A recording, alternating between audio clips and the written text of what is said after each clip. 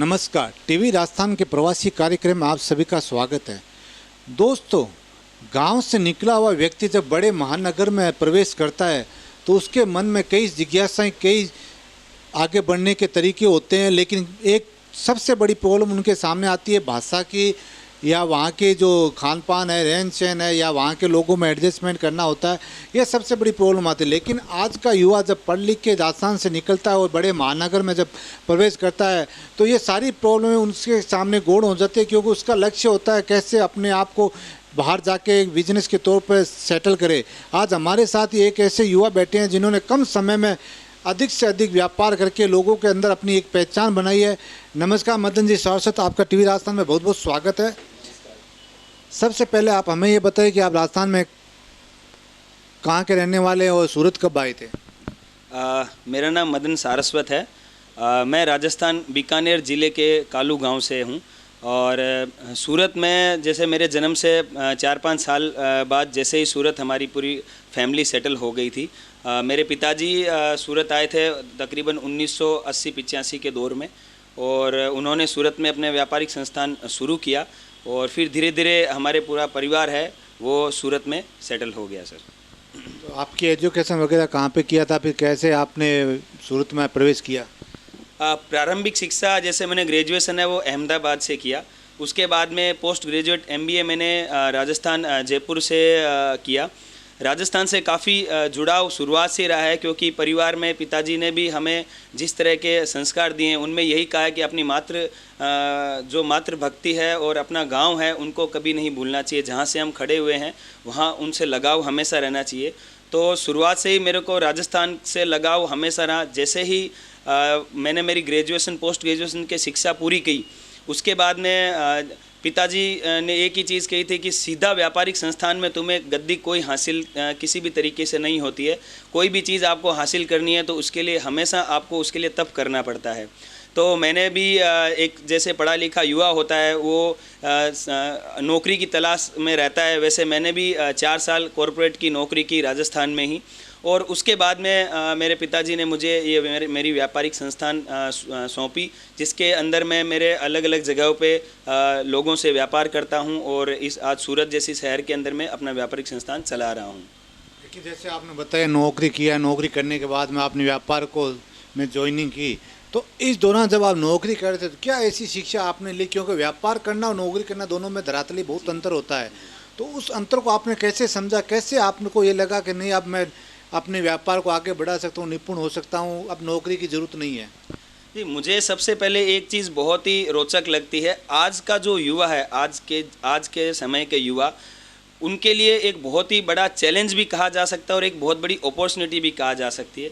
जैसे कि हम सब जानते हैं कि राजस्थान से जितने भी प्रवासी भाई यहाँ आए हैं, आज से 20 साल 25 साल पहले जो हमारे बड़े बुजुर्ग यहाँ आके अपना व्यापार उन्होंने स्थापित किया है, अब उस आने वाले युवा को एक मौका है कि वो उस व्यापार को भी अच्छा तरीके से आगे बढ़ाए और उस व्यापार के साथ साथ हमारे जो गांव से, हमारे राजस्थान के गांवों से जो युवा है उनको जोड़े। क्योंकि सबसे बड़ी समस्या यही है कि नौकरियां कम है और हमारे जो प्रतिभाशाली युवा है वह बहुत ज़्यादा हैं। सरकार, एक अकेली सरकार कुछ नहीं कर सकती है। आज अगर राजस्थान में 6 करोड़ युवा है, बेरोजगार है, तो खाली एक सरकार का ही जिम्मा नहीं रहता है कि वो 6 करोड़ के 6 करोड़ युवाओं को या कोई भी एक संख्या है उन युवाओं को नौकरियां देवे। तो राजस्थान से जितने भी व्यापारी भाई है, उद्योगपति है, जो बाहर अलग अलग राज्य में, अलग अलग शहरों में अपना व्यापार बढ़ा रहे हैं, तो उन सब के लिए एक यही है कि राजस्थान से जितने भी युवा हैं उनको मौका दीजिए, उनको अपने व्यापार के अंदर में कहीं ना कहीं नौकरियों में उनको एक मौका दीजिए। तो कहीं ना कहीं राजस्थान से जितने भी युवा हैं उनको अच्छी नौकरी मिले और हमारा स्टेट है वो, राजस्थान स्टेट है वो, आगे से आगे प्रोग्रेस करे। रही बात एक मेरी भी सेम यही कहानी थी कि जब मैं नौकरी कर रहा था तो मेरे लिए एक ही चैलेंज था कि क्या मैं सीधा मेरे व्यापार को एक नए दौर पे अटेंड कर सकता हूँ, व्यापार को नए दौर पे चला सकता हूँ? नहीं। इसके लिए सबसे पहले ज़मीनी स्तर की जानकारी लेनी बहुत ज़रूरी है और मेरे पिताजी के मार्गदर्शन के हिसाब से मैंने वही किया।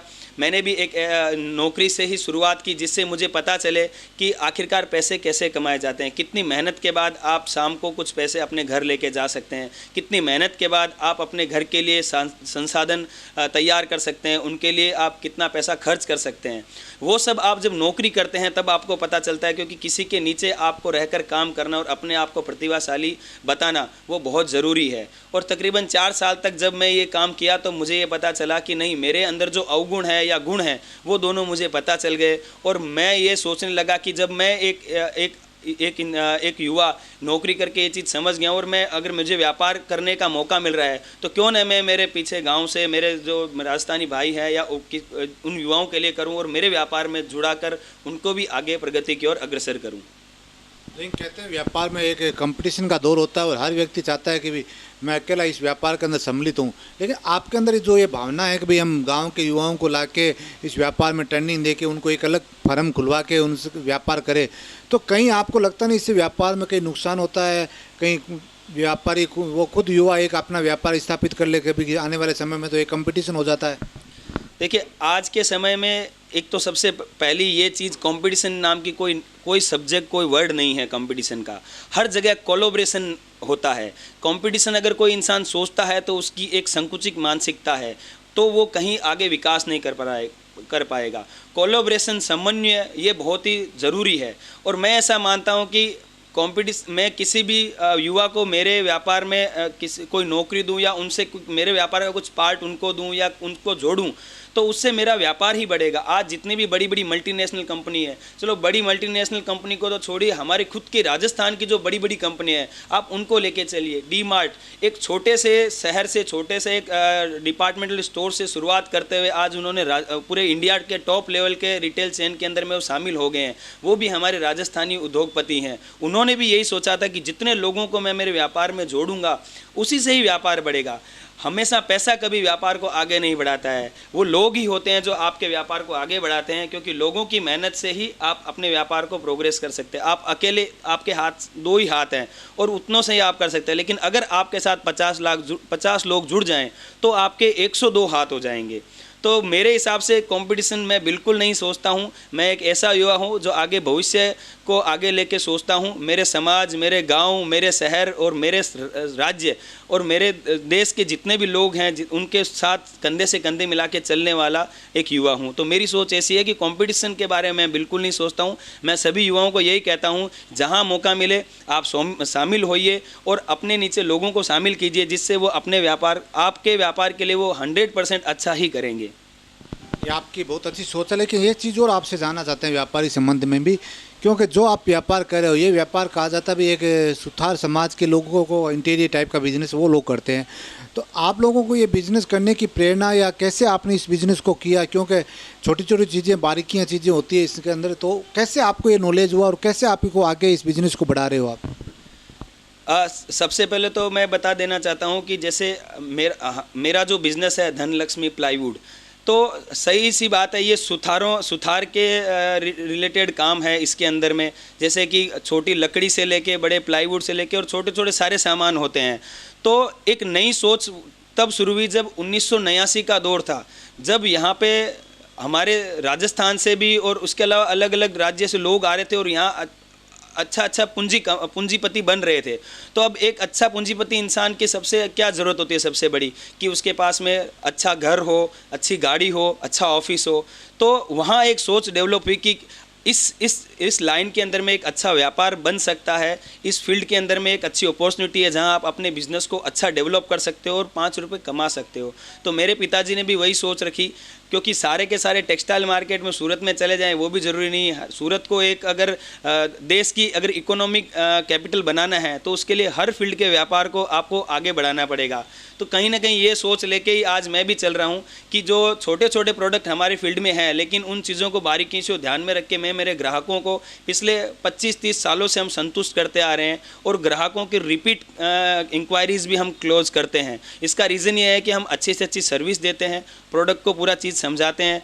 और आज का समय सीधी सी बात है वो नहीं रहा है कि किसी जाति धर्म पे कोई व्यापार निर्भर नहीं रहा है। अगर सुथार है तो सुथार कोई ऐसा नहीं कि सुथारी काम ही करते हैं। आज बड़े बड़ी मल्टीनेशनल कंपनी में भी सुथार हैं, वो टॉप CEO बन चुके हैं। तो वैसे ही आज हमारे में ब्राह्मण है तो हम ब्राह्मण का मतलब यानी कि हम पूजा पाठ का ही है, हर एक फील्ड में हर एक बिजनेस में जा रहे हैं। तो वैसे हमने ये बिजनेस चॉइस किया और ऊपर वाली कृपा से और हमारे माता पिताओं के आशीर्वाद से हम हमारे हिसाब से अच्छा कर रहे हैं।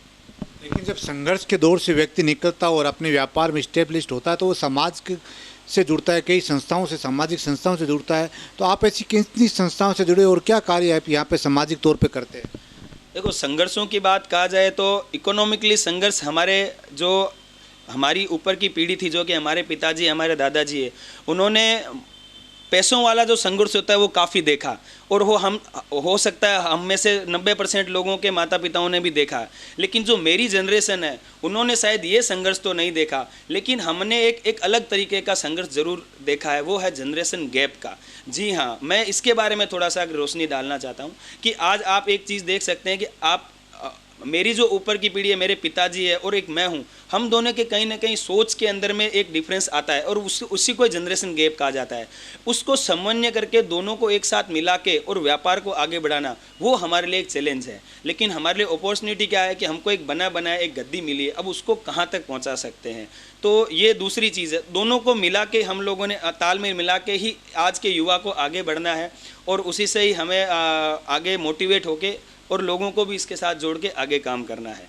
तो जैसे इस तरह का मुझे मौका मिला तो आज मैं सूरत के अंदर में बहुत सी सामाजिक संस्थाएं हैं, उनसे जुड़ा हुआ हूं, सामाजिक कार्यक्रम भी करते हैं। जैसे कि आपको एक उदाहरण के तौर पे बताएं तो मैं सारस्वत समाज से जुड़ा हुआ हूँ। तो सारस्वत समाज की संस्था है, उसमें हम लोग समाज के सारस्वत समाज अलग अलग कार्य करते हैं। इसके अलावा सूरत में JCI करके एक है, जूनियर चैम्बर इंटरनेशनल, वो पूरे ऑल ओवर वर्ल्ड की एक सामाजिक संस्था है जहाँ अलग अलग तरीके के सामाजिक कार्यक्रम होते हैं। हम उन संस्था से जुड़े हुए हैं। वहाँ पे हम लोग जैसे कि आसपास के ग्रामीण इलाके होते हैं, वहाँ पे बच्चे पढ़ाई करते हैं, उनको बुक्स वितरण करना, उनको ज़रूरतमंद की जो चीज़ें होती है वो करना। तो ये एक सामाजिक तौर का कार्य है। ऐसा नहीं है कि खाली सूरत में ही, हम लोगों ने राजस्थान में भी अलग अलग ज़िलों के अंदर में जहाँ जहाँ इस तरह के कोई कार्य, ऐसी कोई ज़रूरत पड़ी तो हमारी संस्था के थ्रू हम लोग वो चीज़ काम करते हैं। हमारी संस्था, एक और संस्था SCL फाउंडेशन है, उनसे भी मैं जुड़ा हुआ हूँ, जिसके अंदर समाज के और राजस्थान समाज में जहाँ पे भी कोई युवा है, उसको किसी भी तरह की ज़रूरत है, या कोई बच्चा है उनको फाइनेंशियली ज़रूरत है, या किसी भी तरह के प्रोडक्ट की ज़रूरत है, तो वो हम उन्हें प्रोवाइड करते हैं। इसके साथ साथ व्यापारिक भी देखिए, खाली सामाजिक कार्य में ही एक्टिव होना जरूरी नहीं, हमें व्यापार में भी ऐसे बहुत सी संस्थाएं उनसे जुड़े हुए हैं, जिससे व्यापार का भी धीरे धीरे अच्छे ग्रोथ होने लगी है। सूरत में BNI करके एक संस्था है जिनसे मैं जुड़ा हुआ हूँ, जहाँ सारे व्यापारिक अलग अलग फील्ड के लोग आते हैं और हम उनसे मिलकर हमारे बिजनेस को आगे डेवलप करते हैं। कहते हैं संस्थाओं से जुड़ने के बाद जुड़ते हैं, व्यापार करते हैं, तो इस बीच में एक और चीज़ होती है सबसे ज़्यादा कि भाई जब आप इतनी संस्थाओं से जुड़ जाते हो, व्यापार के अंदर इतनी व्यस्तता होती है, तो घर पे एक शिकायत होती है, आप समय नहीं दे पाते हो। कहीं ये भी आपके बच्चों या पत्नी की ये शिकायत आप लोगों के मन में रहती है, नहीं यार आप तो इतनी संस्थाओं या यहाँ पे चले जाते हो, एक संडे मिलता है उसमें आप समाज सेवा में चले जाते हो, बाकी दिन व्यापार करते हो, ये शिकायतें में भी कहीं ताना मिलता है आपको? जी, ये तो बिल्कुल बहुत ही सही बात कही आपने। मेरा मानना ये है, आने वाले युवाओं को भी मैं एक रिक्वेस्ट करूंगा जो इन चीज़ों से जुड़े हुए हैं। शायद ये मेरे साथ भी होता ही है और हर किसी युवा के साथ होता है कि जब आप बिज़नेस के अंदर में पूरा 100% आप अपना तन मन पूरा इसमें देते हैं, तो कहीं ना कहीं आप अपने परिवार के लिए समय बचा नहीं पाते हैं। और कहीं ना कहीं मेरे साथ भी ऐसा हुआ है, क्योंकि जब आप संघर्ष का दौर होता है या संघर्ष में भागदौड़ में रहते हैं, तब घर के अपने बच्चों को, अपने घर के जितने भी सदस्य हैं उनके साथ में बैठना उठना थोड़ा टाइम नहीं मिल पाता है। लेकिन इसके लिए भी एक अलग अपने को समय निकालना चाहिए। हर रोज़ नहीं पॉसिबल हो तो कहीं ना कहीं सप्ताह में एक दिन हम हमारे परिवार के साथ बैठें, हमारे बड़े बुजुर्गों के साथ बैठें, उनसे जो कुछ, अगर आप कुछ राय लेना चाहते हैं राय लीजिए, अपने सुख दुख की कोई बात है तो वो उनसे शेयर कीजिए। तो बिल्कुल वो चीज़ हमारे को ये लाइफस्टाइल में भी अपनानी पड़ेगी। कहीं ना कहीं इस चीज़ में मुझे भी इस चीज़ की कमी महसूस होती है, लेकिन ज़रूर आपने एक बहुत अच्छा ये राय दिया है और ये मैं बिल्कुल इस चीज़ के लिए भी अपनाऊंगा। और 100% घर के लिए भी समय देना बहुत ज़रूरी है, क्योंकि घर और व्यापार दोनों एक साथ एक तरह से तरक्की होगी तभी चलेगा। इंसान खाली व्यापार के या समाज के कार्यक्रमों से ही उसका जीवन नहीं चलता है, अपना परिवार भी उसको देखना है। तो कहीं ना कहीं तालमेल बिठा के अपने को आगे चलना है। एक चीज़ और आपसे जानना चाहते हैं भी, कहते हैं व्यापार करने के बाद में जिस तरह से आप संघर्ष करके आगे बढ़े हो, आप व्यापार कर रहे हो, तो उस दौर को आप जब देखते हैं और पिछले दौर को जब आप देखते हैं, क्योंकि जब टेक्नोलॉजी कम थी, लोगों के पास में पैसा भी नहीं था, तो उस व्यापार की गति में और आज के व्यापार की गति में आप क्या महत्वपूर्ण अंतर मानते हो? जी, मेरा ऐसा मानना है कि आज का जो समय है, आधुनिक समय, बिल्कुल व्यापार की परिभाषा ही बदल चुकी है। आज ग्राहक आपके पास में आपका नाम देख के बिल्कुल चला कर नहीं आता है, क्योंकि आज विश्व की सबसे बड़ी बड़ी कंपनियां हैं, अमेज़ॉन है, गूगल है, ये कंपनियां ग्राहक को अपने घर से बाहर निकलने भी नहीं देती है। ऐसे दौर में एक आपको लोकल बिजनेसमैन, आप एक लोकल बिजनेसमैन व्यापारी हो, तो आपके व्यापार को चलाना और आपके व्यापार को आगे बढ़ाना बहुत ही बड़ा संघर्ष है इस चीज़ में। लेकिन इसके लिए हमारे पास रास्ते भी बहुत हैं। क्यों ना हम हमारे व्यापार को अलग अलग प्लेटफॉर्म पे बताएं, क्योंकि आज का समय है वो ऐसा नहीं है कि मैं अकेला कुछ कर लूँगा, हमें सबको साथ में मिलके काम करना है, यही समय है। तो हम भी यही कोशिश करते हैं कि अलग अलग प्लेटफॉर्म है, डिजिटल प्लेटफॉर्म में आप अपने व्यापार को प्रमोट कीजिए। आसपास में जो आपके लोग हैं उनके साथ मिलके छोटे छोटे ग्रुप्स हैं, उनमें आप व्यापार प्रमोट कीजिए। कहीं ना कहीं आपके समाज में या आपके आसपास में कोई ऐसे प्रोग्राम होते हैं, वहाँ स्पॉन्सरशिप होती है या छोटे मोटे कोई जिससे आपके व्यापार की मार्केटिंग हो सकती है, तो आप उसको भी मौका दीजिए। तो हमें हमारे व्यापार को इसी तरह से आगे चलाना होगा। अगर हमें बड़ी बड़ी कंपनियों से टक्कर लेनी है तो हमें हमारे व्यापार को उनकी सोच के जैसे ही सोच करके और हमारे व्यापार को आगे बढ़ाना होगा। नहीं, डिजिटल युग के अंदर कहते हैं भाई संस्कृति का हनन जरूर होता है, तो आपको क्या लगता है जब हमारी राजस्थानी संस्कृति, कल्चर, जो भाषा है, उसको जब हम प्रवासी तौर पे बाहर आते हैं और उसको एक समय के साथ हम धीरे धीरे भूलने लगते हैं, तो क्या लगता है जब संस्कृति का हनन होता है तो व्यक्ति का पतन नहीं होगा? जी बिल्कुल ज़रूर, ये इस चीज़ में बिल्कुल मैं सहमत हूँ। एक शब्द है कि संस्कृति का हनन होगा, तो सीधी सी बात है व्यक्ति का पतन हो ही जाएगा। आज हम किस नाम से जाने जाते हैं। यहाँ अगर हम हमारे स्टेट से बाहर कहीं रहते हैं तो ये मैं नहीं ये सोचता कि आप सामने वाला कौन सी जाति का है, कौन सी धर्म का है, लेकिन सामने वाला अगर राजस्थानी बोलता है तो मुझे बड़ा उत्सुकता होती है कि अरे ये तो हमारे राजस्थान का है। तो उससे तुरंत ही हमारे जो आपस के जो बोलने की जो अलग ही टोन है वो चेंज हो जाती है और एक फ्रेंडली नेचर हो जाते हैं। तो ये कहीं ना कहीं व्यापार में बहुत फ़ायदा करती है। तो मेरा मानना है कि कभी भी किसी भी हम जगह चले जाएं, कितना भी आगे क्यों ना बढ़ जाएं, हमारे जो पीछे की हमारी जो संस्कृति है, हमारी जो राजस्थानी संस्कृति है, उसको हमें बिल्कुल नहीं छोड़ना है, क्योंकि वही चीज़ है जो हमको लोगों से डिफरेंट करेगी।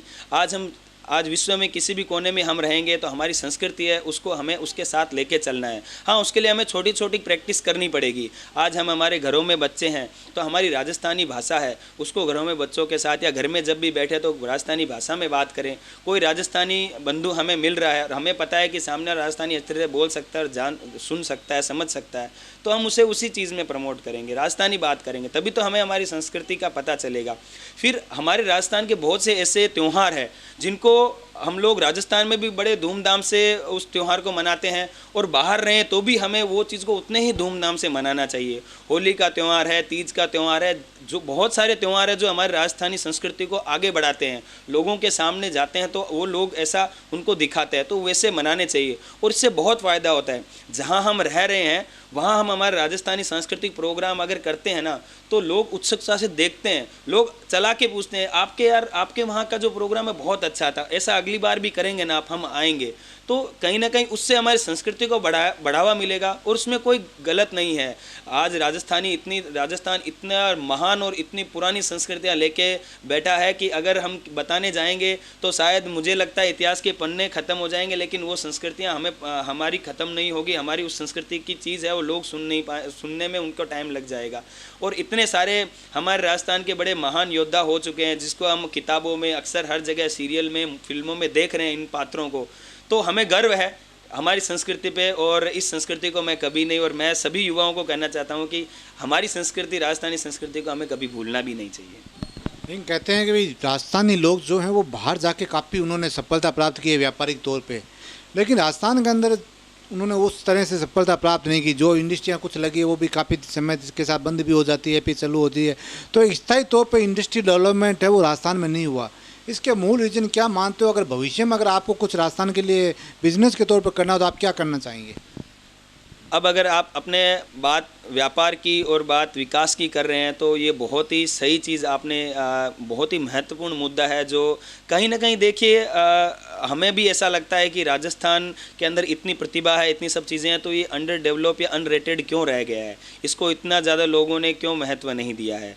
तो मुझे ऐसा लगता है कहीं ना कहीं अगर ऐसा नहीं है कि सारी गलतियां सरकार की होती है, सरकार के सारी योजनाओं की होती है, सरकार योजना भी बहुत अच्छी देती है, लेकिन कोई भी जगह कोई भी स्टेट को डेवलप करना है तो उसके लिए सरकार गवर्नमेंट के साथ साथ प्राइवेट जो एंटिटीज़ है उनको भी साथ में मिलकर कंधे से कंधा मिलाएंगे तभी वो स्टेट डेवलप होगा। आज अगर बड़े स्टेट डेवलप्ड स्टेट है उनको आप जाके देखेंगे तो वहाँ दोनों का एक तुलना में देखा जाए दोनों का समान दोनों योगदान है।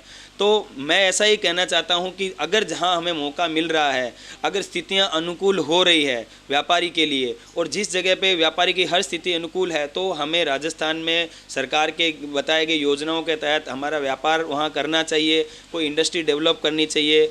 राजस्थान का जो हैंडीक्राफ्ट एंड हैंडलूम का जो इंडस्ट्री है वो भी बहुत अच्छा है, तो जो इस फील्ड में हो वो वहाँ इन्वेस्ट करके या कहीं जगह अपना व्यापार करके बढ़ा सकता है, या मेरे जैसे छोटे व्यापारी हैं जो अपने एक रिटेल आउटलेट कर सकते हैं। तो उससे होगा क्या, बड़े स्तर का अगर कोई चेंज लाना है तो सबसे पहले छोटे स्तर के चेंज लाने ज़रूरी है, तभी बड़ा स्तर का चेंज आ सकता है। आज हम छोटे छोटे व्यापारी हैं वो सारे मिलकर और अगर चाहें तो भाई कोशिश करें कि एटलीस्ट एक तो हमारी व्यापारिक इकाई है जो हमारे गांव में या हमारे आसपास नज़दीक जो बड़ा शहर है वहाँ पर हम इकाई रखें, तो उससे फ़ायदा होगा कि एक हमारा एक वहाँ आउटलेट खुलेगा तो एक वहाँ के जो लोकल युवा है उनको नौकरी मिलेगी, अवसर मिलेगा और कहीं ना कहीं वहाँ से हम एक नई हमारी एक व्यापारिक नीति भी शुरू हो जाएगी, क्योंकि राजस्थान भी एक बहुत बड़ा मार्केट है, वहाँ पे भी बहुत अच्छे लोगों को रिक्वायरमेंट है प्रोडक्ट की, तो वो हमारे लिए एक नया मार्केट भी है और हमारे भविष्य के एक बिज़नेस का भी अच्छा अपॉर्चुनिटी है और साथ साथ में हमारे स्टेट का प्रोग्रेस भी होगा, युवाओं को नौकरी मिलेगी, तो होना चाहिए। और मैं अगर भविष्य में चाहूँगा कि मुझे जब भी मौका मिलेगा तो मैं भविष्य में ज़रूर राजस्थान के अंदर में मेरे व्यापार को आगे बढ़ाना, मैं अपने आप को गर्व महसूस करूँगा। ये कहते हैं आप जहाँ के रहने वाले बीकानेर के, वहाँ के कचौड़ी, रसगुल्ले,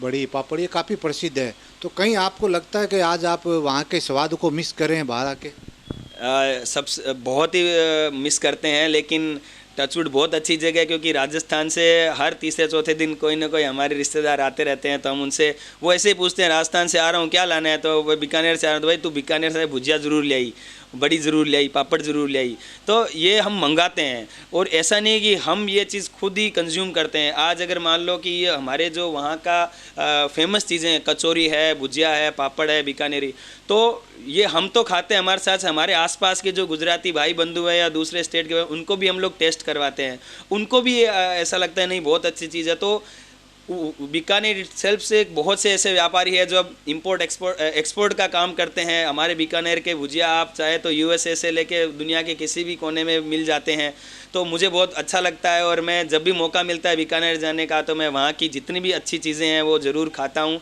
और मेरे जो जितने भी फ्रेंड सर्कल है जो राजस्थान से नहीं बिलोंग करते उनको तो मैं हमेशा, अगर कोई मुझे मौका मिलता है मिठाई देने का, गिफ्ट देने का, तो मैं ऐसी चीज़ों को गिफ्ट रैप करके देता हूँ जिससे उनको हमारे यहाँ का स्वाद पता चले और हमारे यहाँ के स्वाद से वो उनको कभी भी वहाँ जाते हैं तो वो याद करें और उनकी पब्लिसिटी हो हमारे यहाँ के लोगों यहाँ के प्रोडक्ट की। तो वो मैं हमेशा ही कोशिश यही करता हूँ। ये कहते हैं डिजिटल युग आ गया है, युवाओं को काफ़ी चीज़ें हैं वो एक क्लिक पे मिल जाती है और व्यापारिक तौर पे भी डिजिटल युग काफ़ी युवाओं को आगे बढ़ा रहा है। तो आप हमारे युवाओं को क्या मैसेज देंगे? क्योंकि राजस्थान के अंदर क्या होता है, जनरली लोग नौकरी की तलाश में रहते हैं, सरकारी के काम हो जाए फिर नौकरी, पढ़ लिख के नौकरी की तलाश में। तो आप नौकरी की तलाश में युवाओं को क्या मैसेज देंगे? क्योंकि देखिए हर क्षेत्र के अंदर जब डेवलपमेंट हो रहा है तो क्यों ना कोई व्यापार के अंदर आजमाए और व्यापार करे, कि नौकरी भी सबके लिए संभव नहीं जैसा आपने बताया। तो हमारे युवाओं को क्या मैसेज देंगे आप? युवाओं से मेरी खास यही रिक्वेस्ट है, दरख्वास्त है कि ज़रूरी नहीं है कि हर जगह सरकारी नौकरी आपको मिल ही जाए। कई बार ऐसा होता है, आप सब जानते हैं कि आंकड़े भी आपके पास में है कि कितने लोगों को सरकारी नौकरी मिलती है और कितने लोग हैं जिन्होंने सरकारी नौकरियों के लिए आवेदन किया होता है। तो कहीं ना कहीं हमें हमारे स्टेट को, हमारे संभाग को, हमारे राजस्थान को आगे बढ़ाना है, तो खाली दूसरे राज्यों में जाके नौकरी करने एक ऑप्शन है, उसको हम कर सकते हैं, लेकिन हमारे खुद के राज्य में इतनी अपॉर्चुनिटी है, इतनी चीज़ें हैं, वहाँ से ही हम हमारा व्यापार कर सकते हैं। आज डिजिटल युग है, आप अपने घर बैठे ऐसे बहुत से आइडिया है जहाँ से आप अपने आसपास की जो यूनिक चीज़ें हैं, यूनिक प्रोडक्ट है, उनको प्रमोट करके ऑनलाइन सेल कर सकते हैं। ये तो एक छोटा सा एक एग्जांपल है। मेरे से आगे बहुत विद्वान जानकार लोग हैं जो इन सब चीज़ों में और जानकारी रखते हैं। यूट्यूब पे आपको बहुत सारी ऐसे ऐसे आइडिया मिल जाएंगे जहाँ से आप अपने स्थानिक जो चीज़ें हैं वो आप उनको आगे प्रमोट करके बिज़नेस कर सकते हैं। ऐसा ज़रूरी नहीं है कि बिज़नेस के लिए लंबी चौड़ी पूंजी की ज़रूरत होती है। बिज़नेस के लिए एक अच्छे आइडिया की ज़रूरत होती है, और कहीं ना कहीं अच्छा आइडिया होने के बाद में आपका बिज़नेस अपने आप प्रमोट करता है। आज पूरा विश्व एक मार्केट है, आप घर बैठे कोई भी विश्व के किसी भी कोने में कोई भी प्रोडक्ट बेच सकते हैं। तो ये थोड़ा सा हमें इस चीज़ के बारे में पूरी जानकारी लेनी पड़ेगी, और हम हमारे देश, हमारे स्टेट में जाके, हमारे संभाग में, हमारे एरिया में जाके भी हम एक छोटा सा बिज़नेस स्टार्ट कर सकते हैं। तो प्रेरणा बोल के या फिर कहने के लिए मैं कह सकता हूँ कि आने वाले युवाओं के लिए एक मौका ज़रूर है ये चीज़ के लिए, कि आप अपने स्थानिक पे ही ये बिज़नेस करें। कह रहे हो अभी सूरत में युवा अध्यक्ष भी रहे हैं, तो उस नाते हम ये जानना चाहते हैं भी जो समाज के अंदर जो एजुकेशन का जो स्टैंडर्ड है वो युवाओं में ज़्यादा है बनिस्पत युवतियों में, तो युवतियों को एक ऐसी फ्रीडमता आप क्यों नहीं दे पाते सामाजिक तौर पे, ताकि वो अपना खुलकर एक जो प्रतिभा है उसको आगे बढ़ा सके? आपने बहुत ही सही बात कही। ऐसा नहीं है कि युवतियों, हमारे समाज या हमारी जो जगह है वहाँ पे युवतियों के लिए या महिलाओं के लिए प्रतिभा की कमी है, या उनके पास में एजुकेशन बैकग्राउंड नहीं है, या वो पढ़ी लिखी नहीं है। हर घर के अंदर में जितनी भी महिलाएं हैं आज के समय में वो सारी पढ़ी लिखी हैं, और सबके पास में अच्छा एक नॉलेज है। बस एक है कि जैसे कि मैंने आपको बताया कि हमारे समाज में भी ऐसा ही, सब समाज में ऐसा है कि महिलाओं के पास में मौके कम होते हैं। तो कहीं ना कहीं एक अच्छा युवा होने और सामाजिक कार्यकर्ता होने के नाते सभी लोगों को एक कोशिश करनी चाहिए कि ऐसा कोई छोटा मोटा प्रोग्राम करना चाहिए समाज के अंदर में या कहीं पर भी, कि वहाँ जो महिलाएँ हैं उनको मौका मिले कुछ बोलने का, कुछ अपनी प्रतिभाएं बताने का, कुछ न कुछ नया बिजनेस उनके अंदर दिमाग में आइडिया आ रहा है तो उसको प्रमोट करने का। तो क्योंकि हर एक समाज जो शिक्षित और समाज होगा, उस समाज में सबसे आधारशील अगर उसकी स्तंभ है तो वो उसकी महिलाएं हैं। महिलाएं अगर आगे बढ़ेंगी, बढ़ चढ़ कर उनको मौका दिया जाएगा, तो मैं तो ऐसा कह जाता हूँ पुरुषों से ज़्यादा काबिलियत महिलाएं रखती है। उनको सिर्फ मौक़ों की ज़रूरत होती है, और हम अगर मौके देंगे तो वो बहुत अच्छा कर सकती है। और हमने ऐसा ही किया है। हमने गत समय में हमारे समाज में जितने भी महिलाएं हैं जो पढ़ी लिखी हैं, जो कुछ ऐसा कुछ करना चाहती हैं, जिनके पास में कुछ नए आइडिया है, तो उनसे हमने ये चीज़ें सीखी है, उनको हमने बताया है। और उसके मद्देनज़र रखते हुए बहुत सी महिलाएं हैं जो आज अच्छा कर रही है, अपने एजुकेशन के हिसाब से कुछ न कुछ आय का साधन ढूंढ रहे हैं, और अच्छा काम भी कर रही हैं, और अपने समाज में अपने परिवार का नाम भी रोशन कर रही है। जी हाँ, आपके पास आज युवाओं के पास, जैसा कि मदन जी सारस्वत का कहना है, युवाओं के पास काफ़ी कुछ सीखने को भी है और काफ़ी कुछ करने के लिए उनके पास ज़रूरी है कि उनके पास कैसे आइडिया है, क्योंकि आज टेक्नोलॉजी है वो आपको नए नए आइडिया डेवलप कराती है, लेकिन उस आइडियाओं पर अमल करना ये आपका काम होता है। क्योंकि व्यापार के लिए हर वक्त आइडिया की ज़रूरत होती है। आप किस तरीके से व्यापार को करते हो, किस आइडिया से, किस स्थान पर, किस चीज़ की लोकेशन पर आप कौन सा व्यापार करते हो, ये महत्वपूर्ण होता है, न कि एक पैसा। यही हमारे मदन जी सारस्वत जी का कहना है कि व्यापार के लिए पैसा महत्वपूर्ण नहीं होता है, उतना आइडिया महत्वपूर्ण होता है। और अगर आपके पास अच्छा आइडिया है तो आपको हेल्प करने वाले लोग भी बहुत मिल जाएंगे और आपके व्यापार को आगे बढ़ा सकते हैं। इसलिए बहुत बहुत धन्यवाद मदन जी सारस्वत, आपने अपना कीमती समय दिया, इसके लिए आपका बहुत बहुत धन्यवाद सर। बहुत बहुत धन्यवाद। और मैं इस चैनल के माध्यम से कहना चाहता हूं कि आपने जो ये एक प्रोग्राम है ये शुरू किया है, इससे बहुत से युवाओं को प्रेरणा मिल रही है। कहीं ना कहीं उस युवाओं की लिस्ट में मैं भी हूं। आपके जो एपिसोड्स हैं वो देखता हूं, उनसे जो राजस्थान समाज के जितने भी अग्रगण्य उद्योगपति हैं और उनके संघर्ष की कहानी सुनने को मिलती है, हम सुनते हैं, और उससे कहीं ना कहीं हम प्रेरणा लेते हैं, और भविष्य में वो हमारे लिए बहुत महत्वपूर्ण उपयोगी रहते हैं। तो बहुत बहुत धन्यवाद आपको भी इस शुभ कार्यक्रम के लिए। Thank you.